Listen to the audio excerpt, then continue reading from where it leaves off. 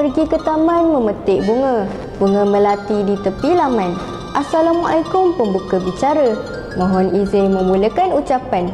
Bismillahirrahmanirrahim. Assalamualaikum warahmatullahi wabarakatuh. Dan salam sejahtera, salam nadi ilmu, amalan baca.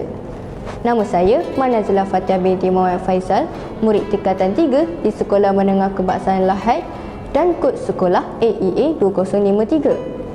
Saya seorang pelajar yang aktif, berdisiplin serta berusaha memperkembangkan potensi diri dalam akademik, kepimpinan dan kokurikulum. Di sekolah saya memegang jawatan sebagai Pusat Sumber Sekolah serta AJK Bahasa Melayu dan Pergerakan Puteri Islam Malaysia. Jawatan ini mengajar saya tentang tanggungjawab, kerjasama dan keyakinan diri.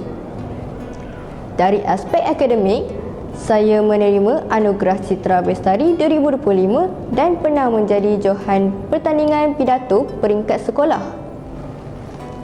Dalam kokurikulum, saya bersama pasukan berjaya mendapat tempat ketiga dalam Digital Storytelling Animation peringkat daerah 2025.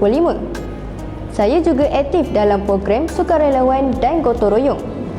Keistimewaan saya ialah berani mencuba perkara baru dan mempunyai keyakinan tinggi dalam pertandingan. Saya juga mampu menghafal dengan baik seperti teks pidato dan surah Al-Quran. Hari ini, saya ingin berkongsi novel Aku Yang Bertemankan Senja karya Yahya Samad terbitan Mangosteen Publication PLT 2025. Novel ini mengisahkan remaja 15 tahun yang berusaha mengejar cita-cita. Antara kelebihannya ialah jalan cerita yang menarik, perakhiran memuaskan serta nilai usaha dan persahabatan. Dialog logat Kelantan juga menjadi novel ini unik. Namun, terdapat sedikit kekurangan seperti jalan cerita agak mengelurkan kerana terlalu banyak watak dan ada watak yang pentingkan diri. Saya memilih novel ini kerana kisahnya menyentuh hati dan memberi pengajaran supaya kita reda dengan takdir hidup. Pergi berlayar di lautan biru, angin sepoi membawa haluan. Sebelum saya mengundur diri dahulu, izinkan saya menyusun penutupan.